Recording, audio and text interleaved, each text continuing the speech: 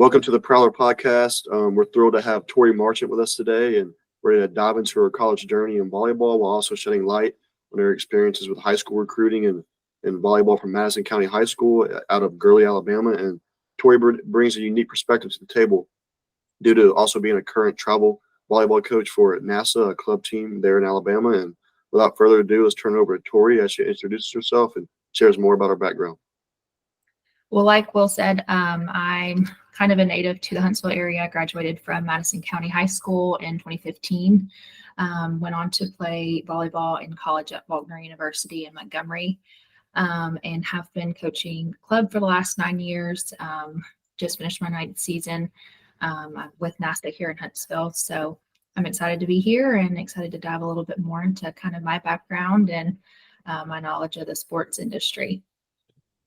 It's pretty cool. This is our first women sports person to come on the podcast here. And so, coming out of high school, Tori, what was your high school recruiting experience like? I'm curious. I mean, we haven't had a volleyball athlete on here. So what's the difference? Like what was different for you in high school? I feel like recruiting, at least when I was going through the process, was very just kind of taboo. There's definitely, even in the volleyball industry, nobody to show you the ropes or kind of help you out. My dad and I kind of just had to fend for ourselves a little bit. My dad, I played club ball throughout high school, and so my dad definitely took a lot of time to try to get me as many opportunities as possible, at least with offers playing in college. And so would record all of our games and put together basically a highlight reel. Preston and I talked earlier today, and I don't know if huddle was a thing. I don't know, that maybe I just didn't pay that much attention to it when I was in high school. But we didn't have huddle, or at least I didn't have huddle. And so we just relied very heavily on videoing my game, taking all of our stats and sending those off in emails, mass emails to coaches, and just tried our best to get our name out there and say, hey, this is who I am. This is what I have to offer. Here's a short little clip of what I have, to offer on the volleyball court. And so at least that's kind of what my experience was like, trying to get recruited into college at the high school level. And how many offers did you have coming out of high school? Oh, gosh. I don't think that I had like a handful. I know at one point I did have an offer to West Georgia. At the time, it was really important for me to stay close to home. I wanted to be able to travel home on the weekends if I could. So staying in state was really important to me. But I also didn't want to have to take out a ton of student loans. So trying to find an opportunity that would alleviate that option was also really important. So I think all in all, I probably had probably 5 or 6 offers. But the senior year of my high school career, I ended up tearing my labrum. So I'd have surgery. I didn't finish my senior season, but I think that also kind of played a factor in the offers that I did receive. As much as you don't want to say like, yeah, I was broken goods, like college coaches are looking at that as, can you bounce back and overcome obstacles? Can you come back and be the same player you once were, or can you come back better? And so I think from a college coach's point of view, you don't want to take that risk. And so I think that also played a big factor into the offers that I did receive. Right. And Preston told me you had a situation with your coach also in high school. What was that about? I mean, we can touch briefly on it. I mean, I think because I'm a coach myself, I know that I want nothing but the best for my girls. Age range that I usually kind of stick to is like anywhere from 13s to 16s. I haven't coached anywhere above that, but my job as a coach is to teach fundamentals and prepare these girls for the potential opportunity of playing in college. And so I as a coach wouldn't want to do anything to jeopardize that opportunity for them. And so I think, unfortunately, my experiences in high school didn't give me the best opportunity to excel in that area or to get my name out there to as many coaches as possible. And so I feel like I can look back and say, man, that kind of did stink when I was a senior in high school. But, at the end of the day, I do feel like everything kind of works out the way that it's supposed to. And, I had nothing but a great experience when I did go to college, and I still got to play all 4 years. And, I think honestly was just a blessing in disguise. So Briarcrest, we had a great volleyball program. So my buddy Jace's mom, Coach Yarity, she coached at Memphis, and then she came to Briarcrest and was just winning state every single year. Chloe Bryan went and played at UT Chat all 4 years. She just graduated actually. There was a bunch of other girls. We had a great team, and it was awesome watching them because they were out there just kicking butt. They were out there just taking care of business, and it was we were really a volleyball school, honestly. Like they they they knew how to play. They won state and they played great. But going off of that, coaches are a big influence in you going to play college ball somewhere. They need to have your best interest for you to want to go play college ball. And if they don't, then it kind of makes you not want to. You fall in love with the sport, and you have to really ask yourself, do I really want to go play college ball? And a coach makes it's a big factor in what you decide. So, what would be your advice to other high school volleyball athletes based on your coaching and playing experience? I feel like, especially with the age group of girls that I have typically in the past tried to stick with, I mean, like I'm teaching these girls like the basics, the fundamentals, right? I mean, I feel like once you get beyond 15-year-olds, these girls are already in high school, so they already know what to do. It's kind of really just like fine tuning their skills. But when you're coaching club, especially, those girls play club because they have a desire or a want to play at the next level. And sometimes they don't, but it's very rare. Most of the girls that do play club, like it's an investment for them to, like I said, fine tune their skills. And a lot of them do want to play in college. And so for me, my job as a coach is to kind of encapsulate and cater to what they're wanting. If I see a need, I fix it. Aside from that, like my job is to love on the girls, prepare them for high school. If they're in high school already, give them the skills they need to advance at the next level. But from my high school experience and, playing club myself, like, because I'm a coach, I know what coaches are looking for, right? They don't want to come and stop by your court while you're playing. And if you have a sour attitude on the sideline, they're going to X mark your name as someone that they don't want as a part of their team. They don't want to see you running over to your mom and dad for a water bottle because you weren't prepared and having an extra in your bag. And so like small things like that are things that I try to communicate with my girls. I'm like, look, come into the gym, have your stuff ready. Make sure you've got extra water bottles. You don't need to be on your phone in between games. You need to be watching the next opponent, taking note of what it is that we need to be prepared for coming into our next game. And so like small things like that, I think because I'm now a coach in the club industry, it's really just important. I think aside from the skills, anybody can teach you the skills and the fundamentals of playing volleyball. But as a coach, those are things that I look for. And so I know especially college coaches are going to be looking for that as well. So I try to just, prepare my girls as much as possible. Right. And the little things do matter. When coaches are out there watching you, they want to see you prepared. They want to see you ready to go play the game, Absolutely. And Preston talked about this a little bit, but so Preston built the Prowler roadmap to success. And he said that your dad had kind of built something similar to that. How did that benefit your chances in going to play college ball?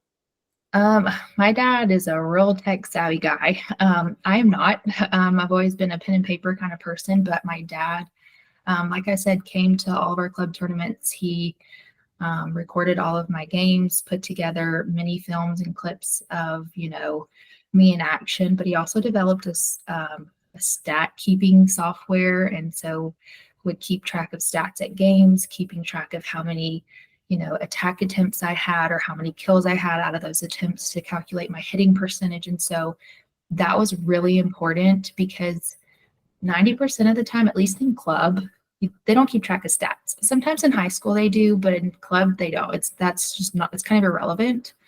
And so I think that was especially helpful, at least in my case, because we didn't have someone doing what Preston's doing for these young men, right?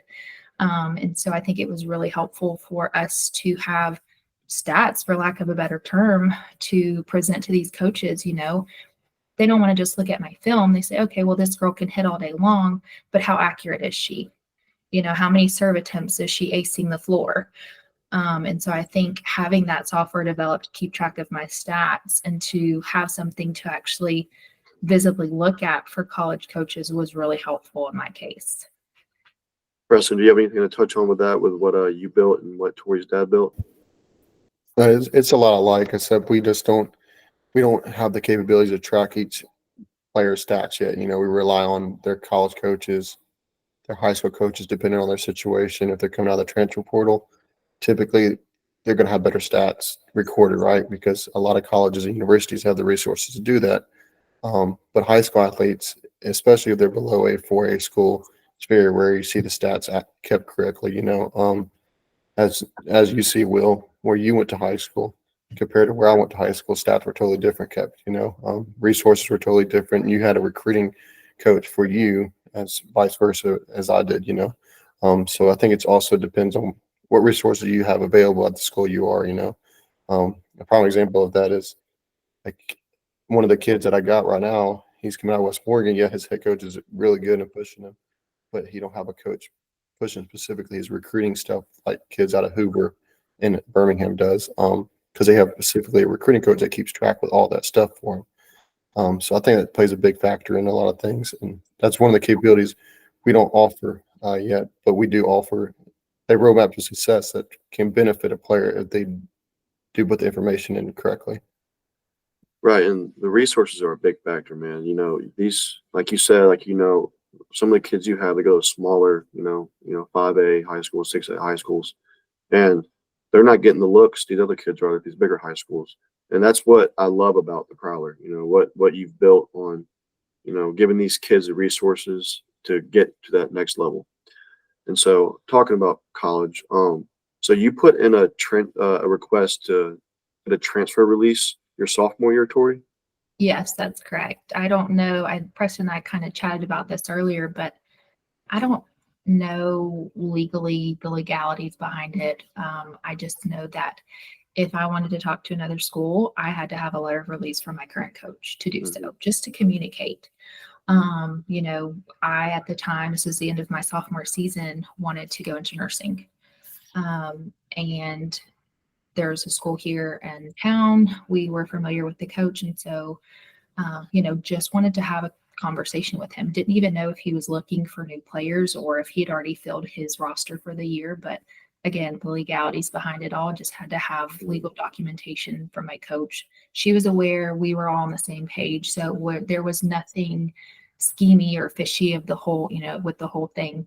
But it didn't end up working out, which was fine. But we just, apparently there's just a lot of legal stuff behind talking to schools, transferring universities, things like that, but like I said, I ended up staying at Faulkner anyways. I mean, it's kind of similar. Even now, with how wide open the portal is, you can't tamper with these other athletes. You can't, even in the NFL, you can't tamper. Like, who just got in trouble, President? Some team just got in trouble for tampering with someone before free agency. I think it was it was either the Saints or the Giants. Yeah, so it's big still, even with how wide open the portal is. You cannot tamper, and I think it's good. It's a part of it, and I feel like it's changing more and more now. But talking about the portal, Tori, so you see these players in all levels of sports, transferring due to money reasons or coaching reasons. What are your thoughts on that? I feel like a past guest on the podcast kind of touched on this. I mean, I'm a big believer in just not, I guess the verbiage would be just, if you're given an opportunity and it's an opportunity for you to not only have playing time, but to have your schooling paid for, like, what else would you need? What more could you want? And so it's just a thing of respect, honestly. I mean, I can see where athletes now would be kind of leaning into using the transfer portal and utilizing it for the purpose of having these NIL deals and getting money and getting paid, but at the end of the day, like, I got paid. to play volleyball. It just ended up just so happened to pay for my schooling. So I think I think it's sad a little bit just because there's no loyalty anymore. I think it's just everyone's money chasing, but that's just the way the cookie crumbles sometimes. I mean, people want money. I think that's why they say money is kind of the root of all evil. But at the end of the day, if someone's going to pay me more money to go play for them, why would I not take that opportunity? So, Right.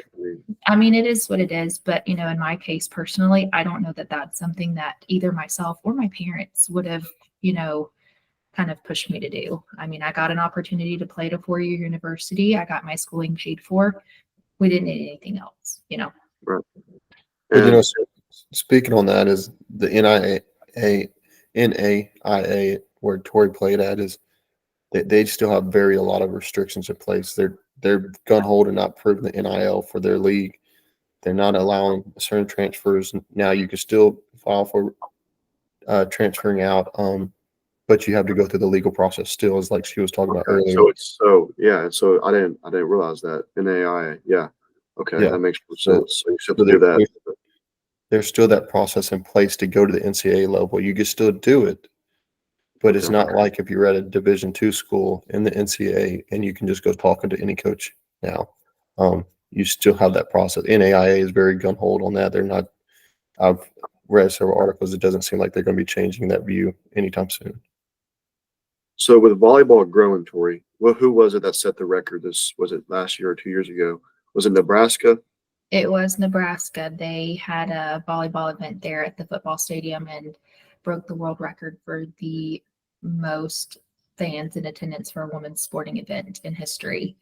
And I think that that's huge. I mean, think about how many football fans there are, right? You can sit around and tailgate, not physically be present at a football game, and you're still ecstatic cheering in your living room like a freak, but volleyball's not the same. I mean, which is kind of crazy, but as a former volleyball player and now coach, I can't watch volleyball on TV and get the same reaction, I guess, which is kind of shocking because volleyball is it's a very uppity sport. Like there's constantly something happening. Something's always going on. So it kind of leaves you on the edge of your seat constantly. And I'm just shocked that it's not a bigger sport or something that's broadcasted more. Like I said, I feel like this is not to knock, baseball or anything like that, but there are a lot of slower moments in baseball. It's not as fast paced. And so therefore I feel like you're not constantly like on the edge of your seat waiting for something big to happen. But that's volleyball 24/7. I mean, it's a short game. The ball moves fast. I mean, like it's intense. And so I think Nebraska setting that world record is going to bring a lot more attention, and the audience is just hopefully going to grow a little bit bigger than it is now. Right, and I love watching volleyball. It's a very fast sport. It's very intense, and it gets down to the wire. It's like football, Like when it gets down to the wire, it's very intense, and you're on the edge of your seat. And I think now women's sports is growing for sure all across the board. Caitlin Clark is tearing it up in the WNBA. People are getting jealous over. Yeah, I know, but it's definitely growing. And I mean, basketball is basketball, and Caitlin Clark is making the WNBA. She's like Steph Curry in the WNBA, and it's pretty neat to see her grow in the sport. And women's soccer is growing. It's always women's soccer, like the USA team, has always been big. Like I remember growing up watching them all the time, and volleyball in high school. I loved watching Briarcrest play volleyball. It was awesome. They were good, intense, and they won state. So last thoughts on the current world of sports, Tori. With the current environment of the transfer portal appearing to be more like free agency, due to the multiple reasons, but mainly NIL. How can this be challenging for a young high school athlete to maneuver, like coming out of high school, going into college, dealing with the portal, dealing with NIL? How do you think this can be challenging for a high school athlete? Well, again, I think my job as a coach is to prepare these girls for what they're going to experience going into college. Having been through this situation not long ago, I have a lot of fresh experience with this. But I think now it's really just going to be a money grabber. I don't think that it's going to be, we have your best interests, we just have the most money. And so I think that that's kind of how some of the girls, unfortunately, or guys, whatever sport it is, it's just NIL deals in general, are going to look at this. This is just more of an opportunity of who's going to offer me the most money, not where am I going to go, as far as university wise, that's going to cater to my specific needs. Where am I going to go that has, a degree that's best suitable for what I want to do long-term with my career? Am I going to end up going somewhere, that's 500 states away and, you don't have that opportunity for your family or you to go out and visit them as often as you'd like? These are things that I think about because when I went to school, those were important to me. I wanted to go somewhere where I would get a really good education. I didn't want to be just a number in a classroom where there's 400 of us and one professor. They're not going to know my name. And I also wanted to come home on the weekends. Those were just a couple, but a small few reasons why I think it's important to take time in your decision making when you are accepting or deciding where to go to school. Think about those things long term. Yeah, money's great now, but what happens if you, in a year from now, they find someone who's better than you? I mean, like I said, it's a job, and everyone's kind of replaceable, as sad as it is to say. Injuries happen. What if you get hurt and you have a career-ending, injury and you can no longer play? These are things that sometimes I think money kind of puts blinders on. And so like bigger picture, you've got to think about the longevity of your schooling, your career, what that's going to look like after you graduate. So like I said, I think just as a coach, like the only thing that I can preach to my girls is, do something that's ultimately at the end of the day going to make you happy, not just short term. Right. And I think NIL is great. It's like you said, it's a full-time job, and injury can happen. And it used to be you don't have anything to lean back on. You had, you're a college student. You had nothing to lean back on, and it's changing the game, which is change is good. But NIL, it's definitely, affected a lot of things, going like just transferring to transfer, not looking for the right reasons. But I think it's a good thing in a way. And I mean, I have college friends that play ball, and they all love it, because they're, like you said, it's a full-time job. They're getting paid to do it, which they should. And so I guess these high school athletes have to adapt to change. They're going to have to adapt from going to high school to college anyways, to, I guess, adapt to some more change. Yeah. And there's nothing wrong with that. It's just like learning about it now in high school is going to get you ready for what to do in college. But so speaking of high school athletes, adapting to change, Tori, as a travel volleyball coach now, what are some characteristics that you look for in a player at the level you coach at? Oh, that's a really good question. We host tryouts every year, and aside from watching someone's skill, their mannerisms and the respect they have for other teammates on the court speak really big volumes to me as a coach. Regardless of one's own performance, if you're on the sideline or even just in a drill and someone has a really good hit or someone has a really good dig, you're like, yeah, that was awesome. That's the kind of athlete that I want on my team. Because at the end of the day, one bad apple spoils the bunch. But if you're going to sit there and encourage your teammates and pat them on the back and lift them up when they're down, like that's the kind of energy that I want on my court. And I say this a lot to my girls in practice, but genuinely, like, I don't care if I have the best 6 players on the court. At the end of the day, like, I want 6 girls out there who want to be there and who are going to give 110% energy every single time they step on the court, not just when it's convenient.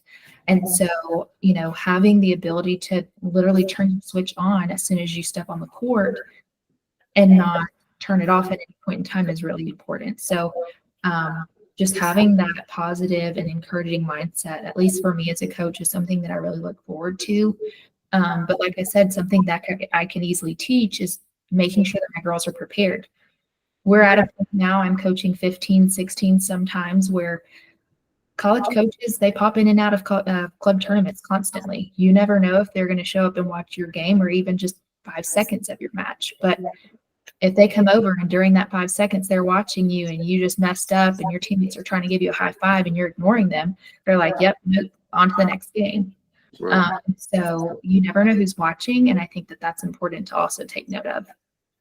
Right. And that's it. Coaches look at all of that. They look at everything. And if you're not, helping your teammates up, they look at the small things, helping your teammates up, encouraging them to make a bad play. Get back out there, do your thing. That's what they look for, and that's what they want.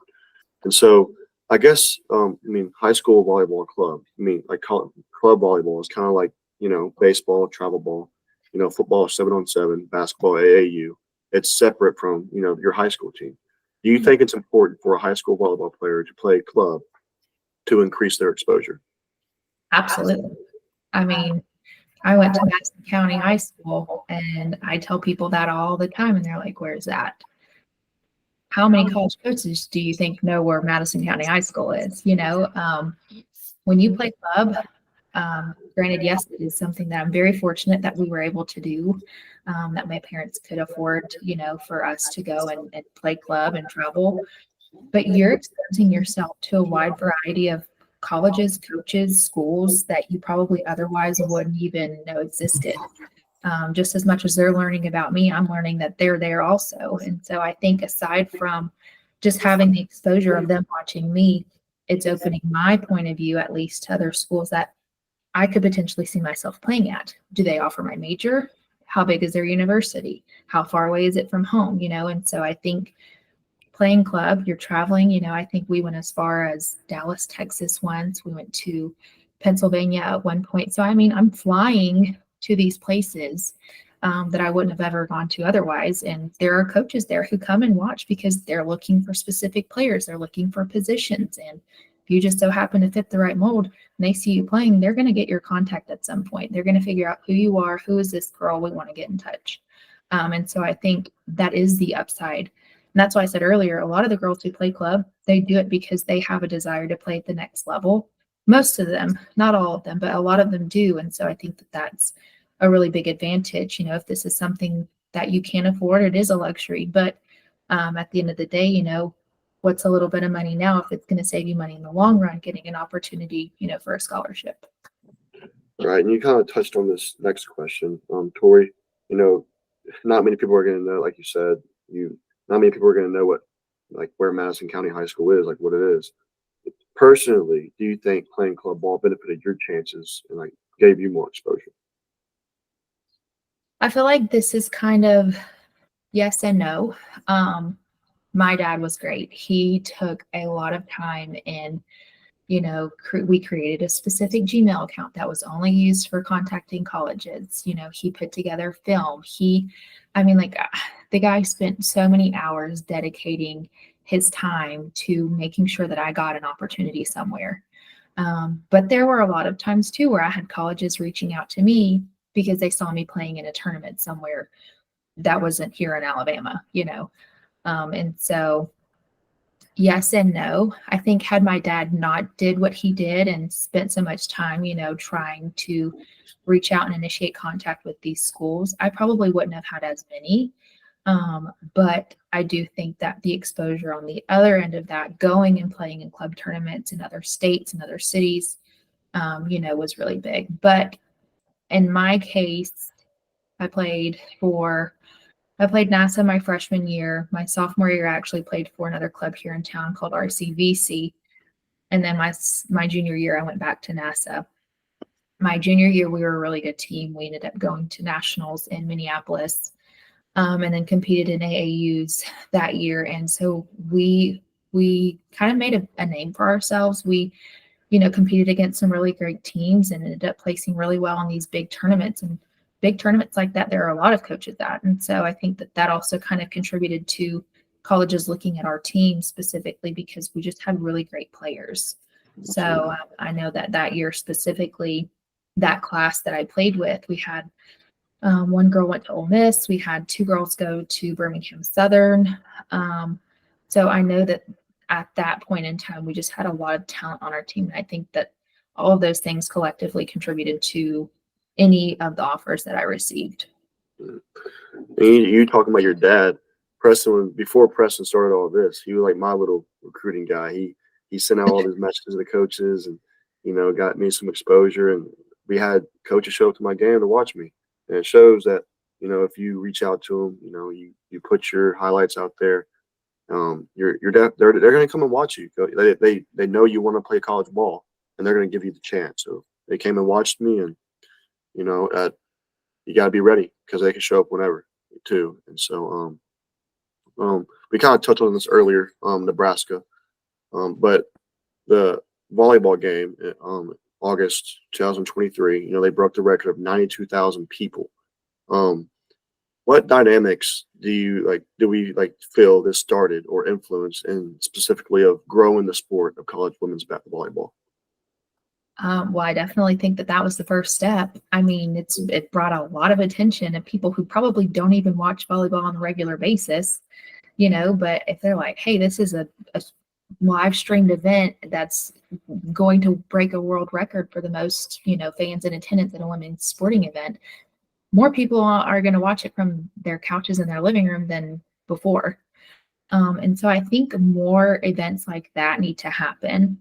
I think the more often they happen, it'll kind of lose its lackluster, for lack of a better term. But I think having things like this that are, going to break a world record, people want to be a part of that, right? I mean, we're selfish people. We want to be a part of history. We want to break world records, we want to say oh, I was in attendance when this happened, and so I think giving people the opportunity to be a part of something as monumental as that is going to encourage more people to be a part of it. And so I think what Nebraska did last year was definitely a step in the right direction. How do you top that though? That's the question. I think there's got to be something that draws people in. And like I said, volleyball is a very intense sport. So what can we do that's going to get people involved, even if they're not physically present watching the game? How can they do that from home? So I think that's probably a question beyond me, but I definitely think that, having more events like this in the future are definitely going to increase the audience for volleyball for sure. You can definitely tell, that was a start of growing women's sports. You used to watch WNBA games, you'll be on the TV, and there will be nobody in the stands. But now you see Caitlin Clark hitting a three in the stadium going crazy. It's full of people. It's like an NBA game. And that actually was the most attended sports event, women's sports event, 92,000 people. And that's like everything. That's pretty crazy. That's pretty insane. It was volleyball too. I mean, it's the fullest the Nebraska Stadium has been since they won the national championship in football back in 1988, I think it was. So I've never seen videos of it. It was insane. It was like, wow, that's Vaught Hemingway, Ole Miss football. It's the max is 66,000 people, and that's 92,000 people right there. And Ole Miss football is everybody in Oxford, lives and breathes Ole Miss football, and so it's pretty crazy to see that. Kind of piggybacking off of this is it's important to note that because of the generation that we're in, people like to be a part of the trend, right? Mm-hmm. But how do we make it so that this was not just a trend, it's something that's long lasting? Right. Football's never going to go out of style. People still watch football on Saturdays and Sundays, that's just a thing. It's what people do. So it's how do we make this not a trend and something that's long lasting is the question.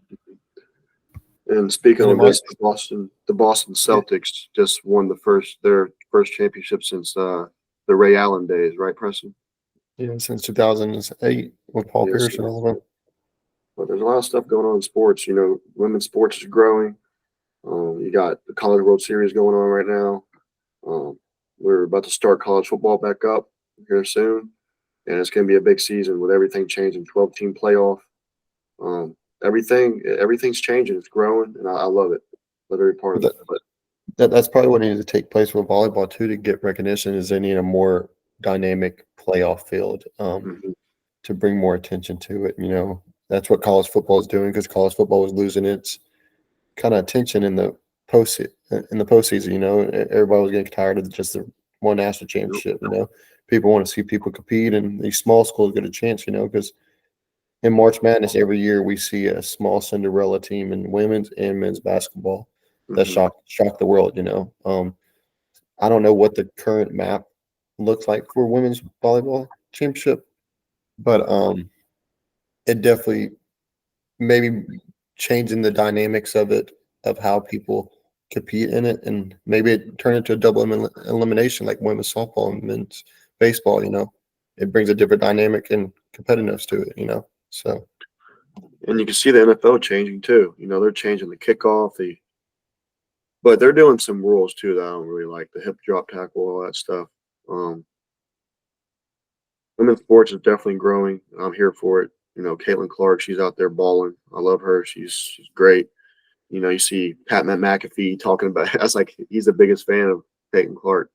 And but y'all got anything else to touch on with growing the women's sports or anything else?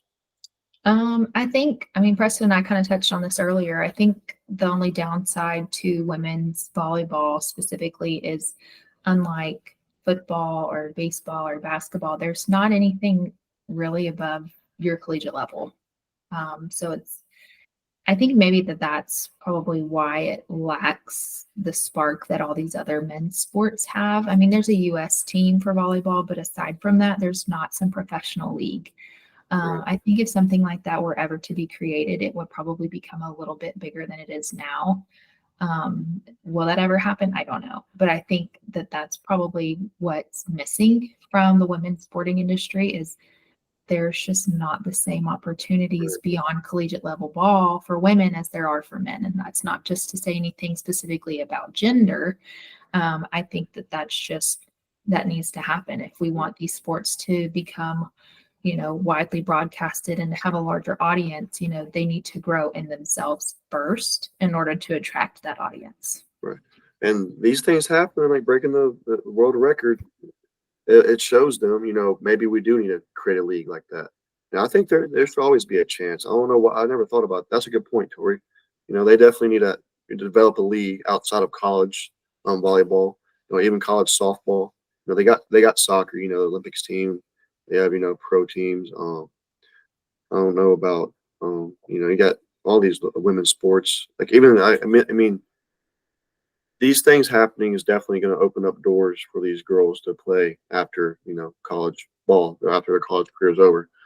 So, with that being said, I think another thing that could contribute is now with all sports incorporating NIL, maybe due to these women's athletes getting endorsed so much money now, by corporations. Hopefully they invest that money into something like that to create, because I was looking up earlier before this constructing everything for this podcast. There's women volleyball players out there making in the six figures every year now. What the highest player last year was Rodriguez at Global Volleyball Team. She made up in somewhere 105K last year. So, invest if they want to see the league, the volleyball world develop, maybe invest their money into that kind of sector to try to get that trend going. That's the best way to go about it. I think it will definitely be something good to happen. And these things, breaking the world record is definitely going to open up those doors for that to happen. So, with all that being said, thank you all for tuning into the Prowler Podcast, and we look forward to continuing to expand your awareness of our platform, and look forward to partnering with those who are serious about playing their sport to the next level. And our weekly quote is, adversity, if you allow it to, will fortify you and make you the best you can be. Carrie Wash Jennings. And so our next week on the podcast, we will have more active players and coaches and former coaches and players. And we look forward to seeing you next week. And thank you, Tori, for coming on and sharing your thoughts about everything and your experience. And it's big having people on that have the experience, showing these kids, what to do and how to go about it when they get out of high school to college. And it's big having college athletes come on here, informing these kids what to do. So as always, Prowler up, and we'll see you all next week.